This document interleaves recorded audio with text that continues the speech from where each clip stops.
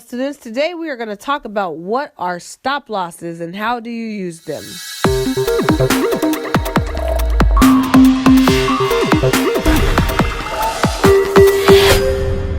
Before we get started, here's a little bit about myself. My name is Adeze Duncan, representing iMarkets Live. Some of you may know me from Forex 101 on IML TV.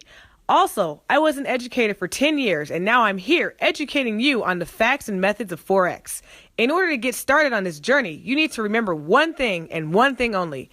I am a student, always. This is very important for you to remember and to remind yourself of often. You will hear me use this phrase frequently as a reminder that you are a student that is learning a skill that will pay you for the rest of your life. Make sure that you take your time and learn what you need to learn. Pace yourself. Do not compare yourself to anyone else's progress.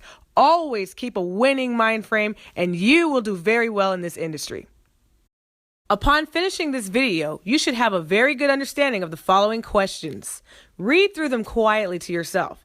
As you are taking notes, make sure to pause this video in order to answer these questions. Here is some important vocabulary that you may want to pause the video in order to write down. When you are finished, go ahead and resume. A stop loss is a safety net. It's a safety net for your account balance. If you decide to trade without a stop loss, it would be like you deciding to jump without a bungee cord, pretty much doing something else that starts with an S.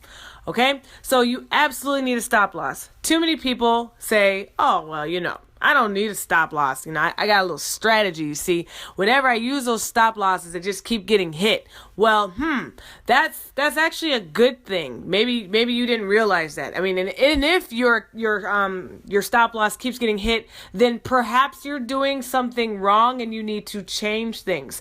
But the fact that your account is getting hit by that stop loss is actually saving your account from getting blown. So please don't think that trading without a stop loss is a strategy.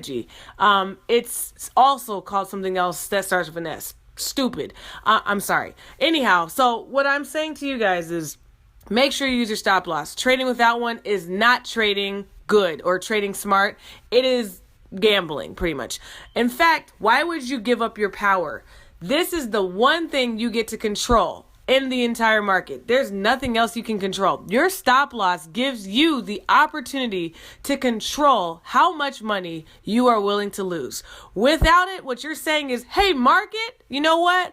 I trust you. You tell me how far you can go. You tell me what limits to push.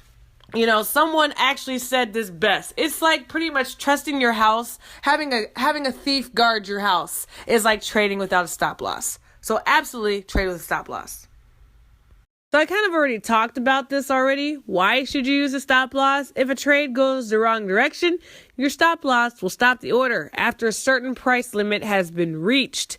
It is very important in risk management. With no stop loss, you have no risk management. All right? Your stop loss will take you out in the event that you fall asleep on a trade. I don't know if anybody else out there has done it. I know I've done it. I have fallen asleep and I woke up and my trade was gone. Thank goodness I didn't wake up and have to deal with it being crazy negative. And then what are you doing? Oh, it's going to turn around. It's going to turn around eventually. No, it's not going to turn around, or most likely it won't turn around for a while. Remember, if a trade is trending and it's going down, it's only going to go further. That's why we have stop losses, guys. So how do you calculate a stop loss? The same way you calculate pips. If you don't remember how to calculate pips or you don't know how to, please go back to the video that talks about how do you calculate pips. All right. So calculating stop loss, I'm not going to go into a lot of detail about how to do it because it really is calculating pips, but just know this. If your trade is going down, say you want to place a sell order, you're expecting the market to go down, then that means you need to place your stop loss above. Why? Because you want the trade to go downward. If you're doing a sell, you don't want it to go upward. But in the event that the trade keeps on going opposite of what you placed, it will take you out. It will take you out. That's what stop losses are for. The same is true for a buy. In the event that you expect the market to go up, then your stop loss should go down. Just keep this in mind. They're always inversely correlated. Always inversely correlated. So that means in the event that price is, if you want it to go up, stop losses go down. If you want it to go down, stop losses go up. Simple.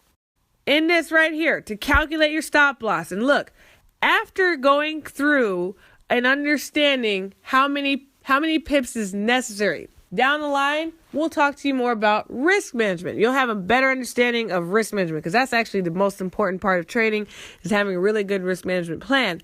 But in the event that, let's say you know that, hey, my account can only handle 50 pips, I will only take any trade that is 50 pips and under. Then that means when you're eyeballing a trade, you need to make sure that the stop loss that you set is 50 pips or less. How do you do that? Let's say you want to get in where the green dotted line is. Now you just calculate 50 pips from that direction. So if you're expecting the market to go up from that green dotted line, then you need to calculate from your entry. Remember, which is the green dotted line. You need to calculate your entry 50 pips below it.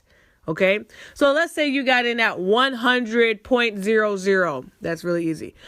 And you know that, well, I want my stop loss to be 50 pips below that. Well, then your stop loss should be 100.50. Does that make sense?